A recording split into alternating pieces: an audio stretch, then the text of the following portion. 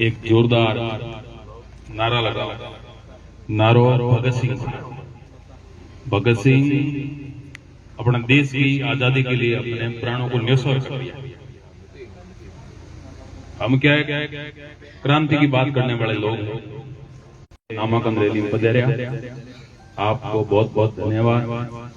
आपने सहयोग किया, गाड़ी ले, बस में, मोटरसाइकिल, जी भी साधन आप पधारे। आपने मेरी हृदय की अतल गहराइयों से आपका अभिनंदन, स्वागत, धन्यवाद। एक छोटे से संदेश मैं आपको बताऊं, मैं तो वार्ड पंच भी नहीं, पहली बार चुनाव मैदान में उतर गया। इसलिए उतर गया कि मैंने किताबों में अलग पढ़ा और ग्राउंड में अलग पढ़ा। किताबों में लिखो कि जनता को राज, जनता, जनता का, जनता के लिए और जनता के द्वारा शासन लिखा गया। और 70 साल में मैं जहां भी जाता हूं और कहते हैं कि आज लाइट को आवे, पटवारी साइन को करे, फलानी ऑफिस में क्या काम कोई, बैंक को खातों को खुले वो नहीं आवे। आप पता है पहला आजादी देने वास्ते बहुत सारे लोगों ने अपने प्राणों को न्यौछावर किया। भगत सिंह ने 23 वर्ष की अवस्था में हमारे को आजादी दिलाने के लिए फंदे पे लटक गया हुआ। उसके घर से आज कोई वार्ड पास भी नहीं है और उसको लोग जानते भी नहीं।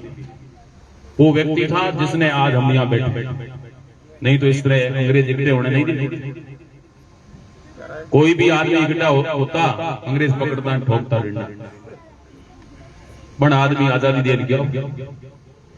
गांधी जी होया, आप नहीं जानो, गांव में गांव ने मजबूत करना आप बात कही, और गांव मजबूत हुए तो देश अपने आप मजबूत।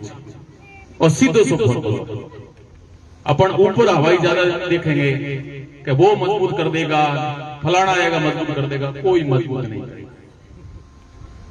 इसलिए हमारे इस मिशन का मुख्य उद्देश्य असली लोकतंत्र, असली विकास।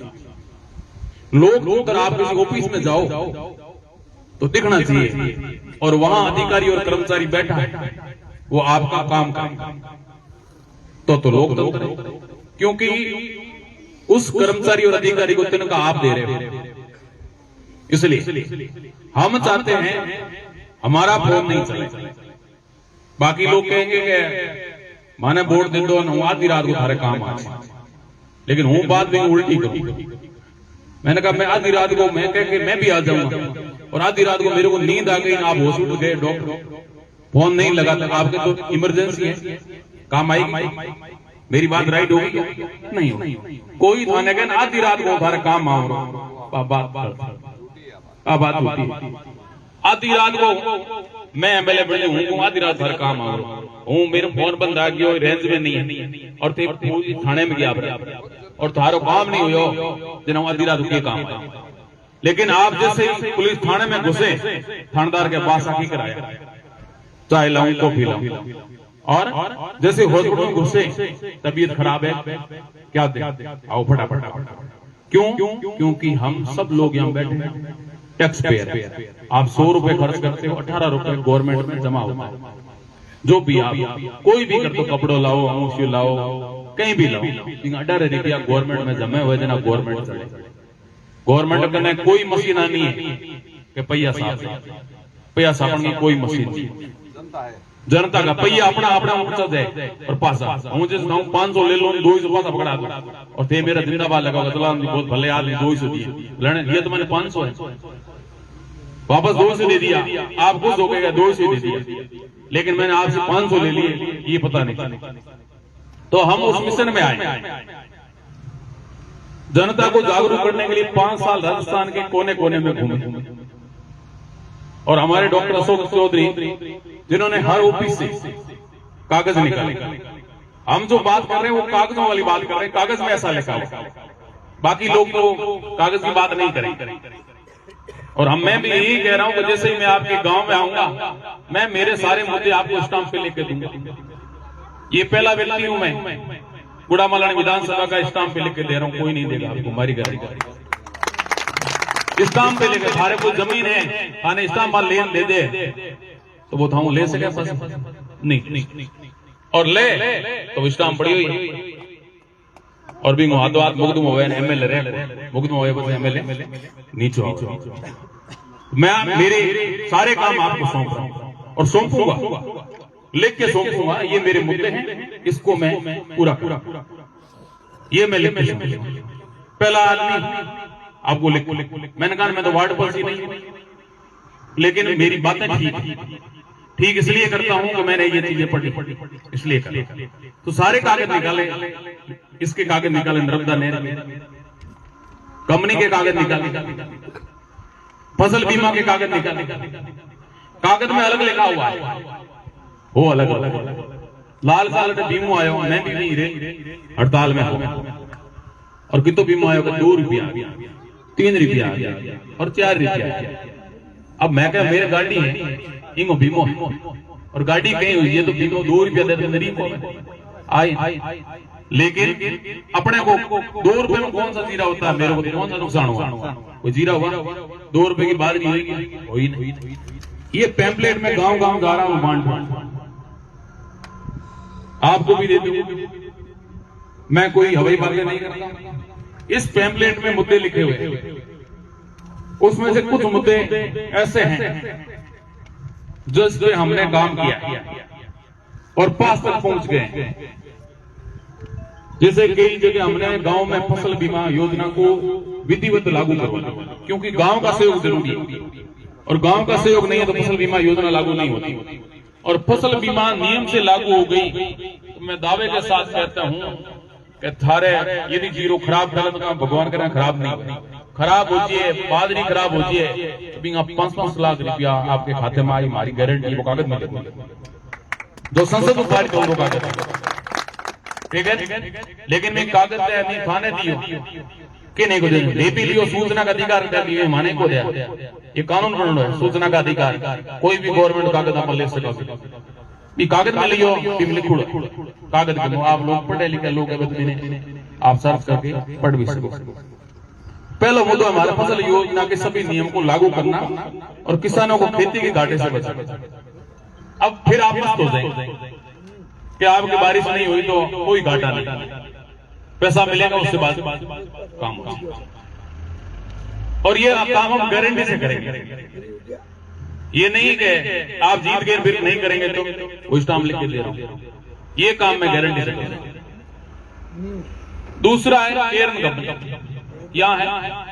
अब हमारे को पूछते हैं केयर कंपनी से आपको क्या मिला मैंने कहा ये तो धुआं मिलता है मेरे आपको मिलता है धुआं प्रदूषण मिलता है एक जमीन नीचे खोक ली हुआ है पहला सभ्यता है जमीन में गिरी क्या जमीन में गिरी जमीन खोक ली हुई जमीन भूकंप आई मकान अपना धुआं किंगा नहीं और ये कंपनी को पूरा नफो मिले इंग्लैंड बैठो एक आदमी मिले हजारों करोड़ रुपए। अब उस कागज में लिखा हुआ है कि इस कंपनी के अंदर 80% लोग यहाँ के लगे 80% गाड़ियां यहाँ की लगी और 80% क्योंकि टेक्निकल चीजें होती है जो किसी को आती नहीं बाहरी व्यक्ति को लाना पड़ना हाँ लेकिन उल्टा हो गया हाँ लिक्विड है 80% 20% यहाँ के 80% बाहर। आपको इसमें से कोई व्यक्ति कंपनी में जाके आप मेरे गेट के अंदर घुसने नहीं एक बार मैं भी गया मेरे को नहीं गेट में नहीं घुस सकते बाहर रहो। अब हम तो खुश हो गए कि साहब हमारा तो पेट्रोल निकलता है न्याल हो गए न्याल क्या हो गया रिफाइनरी लगी न्याल हो गए न्याल क्या हो गया किसी गाड़ी लगी किसी की नहीं। आपके गांव में रोड बन रही है लेकिन आपका ट्रैक्टर नहीं लगा आपका ट्रैक्टर लग जाए क्या रेत तो आप ही डाल सकते हो लेकिन लगा रोड तो बने ट्रैक्टर थाणो लागी कई लोगों का ट्रैक्टर 4 लाख रेत तो ना के धर्मोला लागे तकलीफ की हो थारो ला सके क्योंकि जनता को राज का वो है नहीं वो गम की पहले गुलामी थी वापस गुलामी है। तो दूसरो मुद्दा मेरे केन कंपनी का जो नियम लिखा है वह नियम लागू करवाना और 80% लोगों ने यार उसका दिया। तीसरा मुद्दा है गोत्र नरेगा को जोड़कर गायों अट गाय उभी है आइए वास्ते उभी है अल्लाह राम जी हमारी बात नन गाय राड़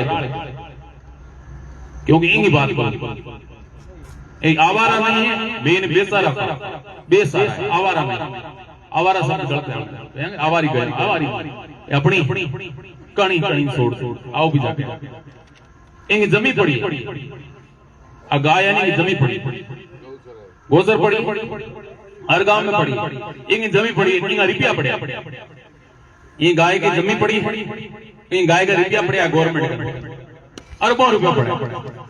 अब कर्णों के रुपया लाल गोचर में लगा दे तो ये गाय के चढ़ने की व्यवस्था हो जाए और दौड़ी कारबंदी करा दे और एक गेट लगा दे और एक आदमी नरेगा का नियुक्त कर दे तो एक भी गाय गारंटी थारे खेत में नहीं फिरेला, थारे रोड मत नहीं होला। बहुत सारे एक्सीडेंट होती खेत में आवारे खेत खराब करते 50 गाय जरा से झटका लगाओ और गाय के झटका लगाओ तो गलत।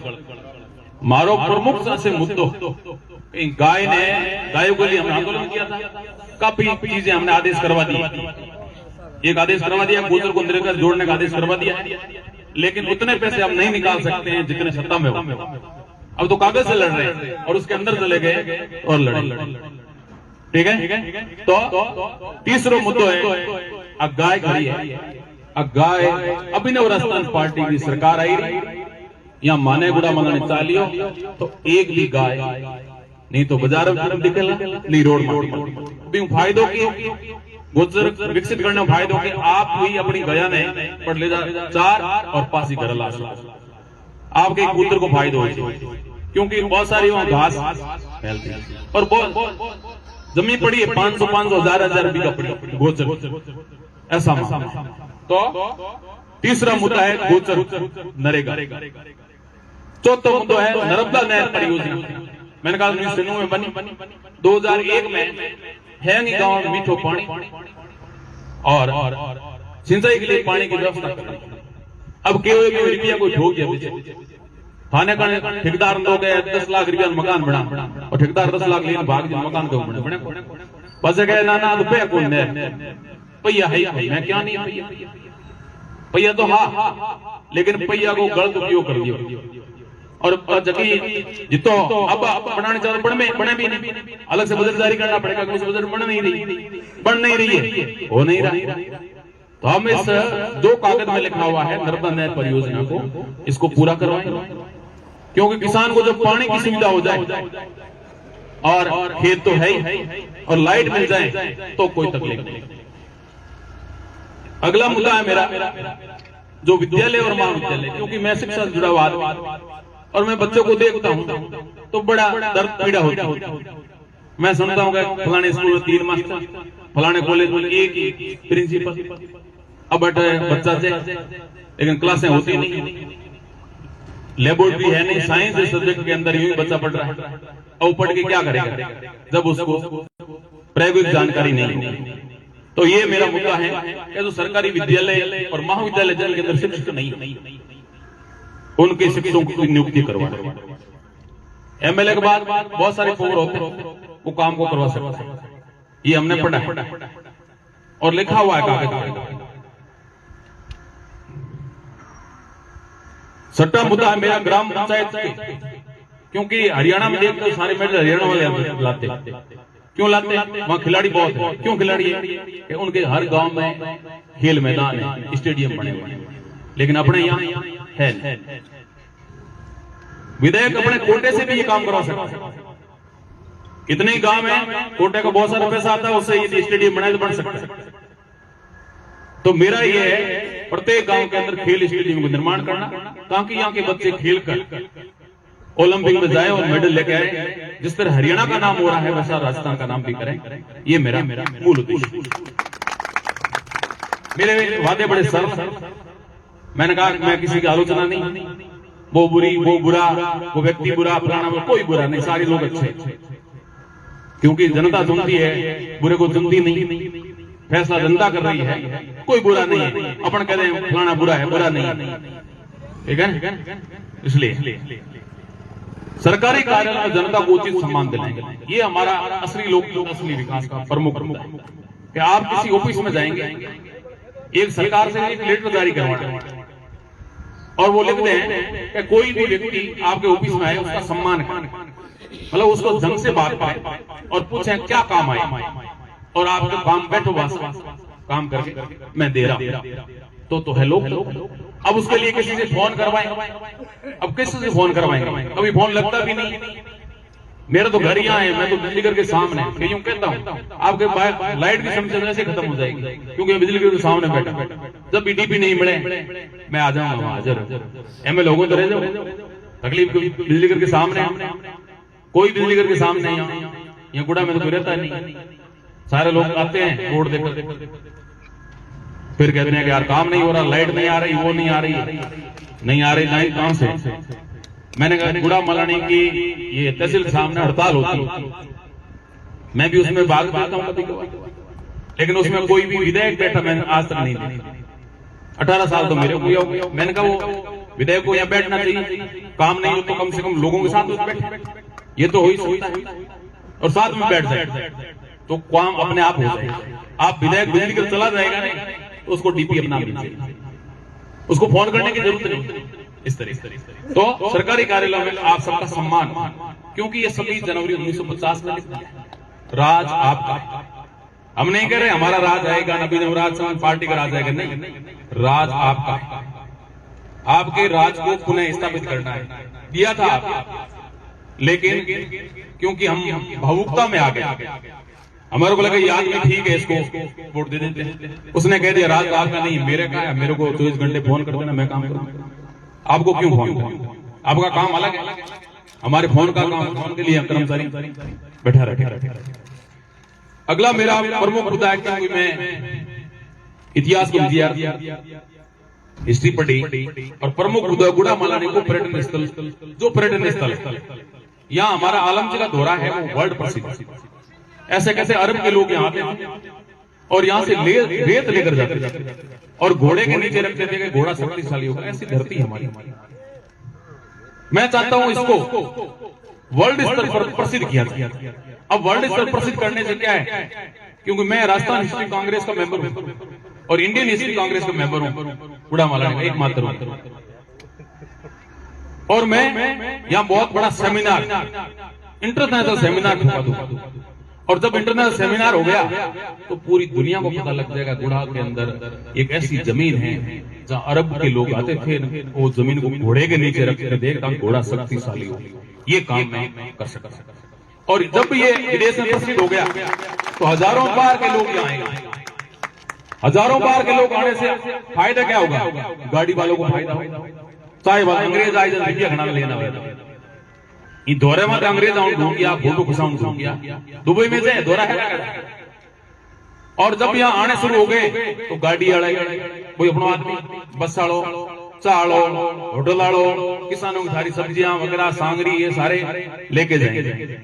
तो ये प्रसिद्ध। तो गुड़ा मलानी के जो पर्यटन स्थल है इसको मैं पर्यटन स्थल घोषित कराऊंगा और बड़ा सा कॉन्फ्रेंस करवा के इसको वर्ल्ड में प्रसिद्ध कर दूंगा। और प्रसिद्ध होते ही बात अपने आप आगे तक पहुंच जाती, बात लोगों के मुंह पर आनी।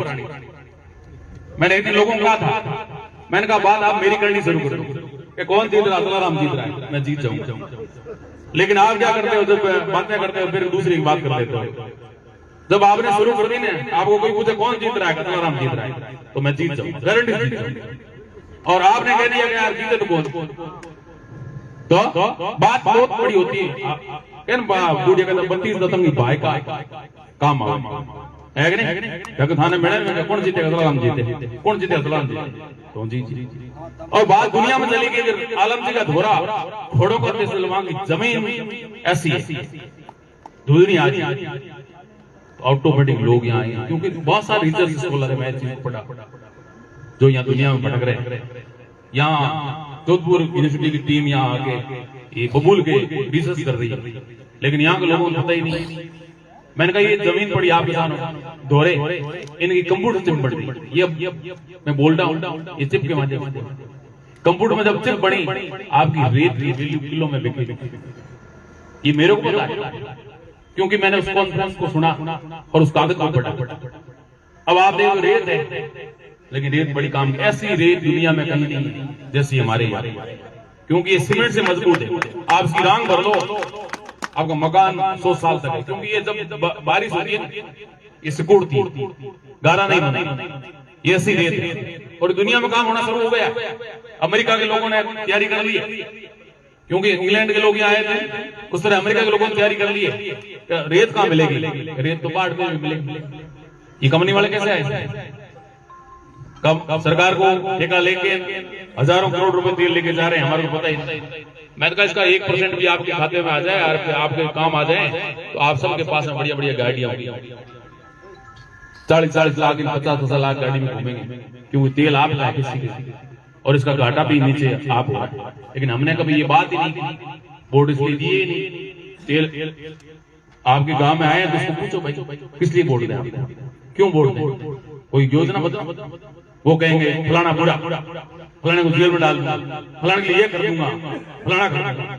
अब उससे अपने को क्या फायदा? किसी को जेल में जाए या कोई बाहर रहे, कौन जेल में जाए कौन बाहर रहे, यही तो मारो राजा होने दे। मैं राज जनता को नहीं, सरकार को उखाड़ फेंके। सरकार कहाँ है? डूबी हुई है, उखाड़ के पड़ेंगे।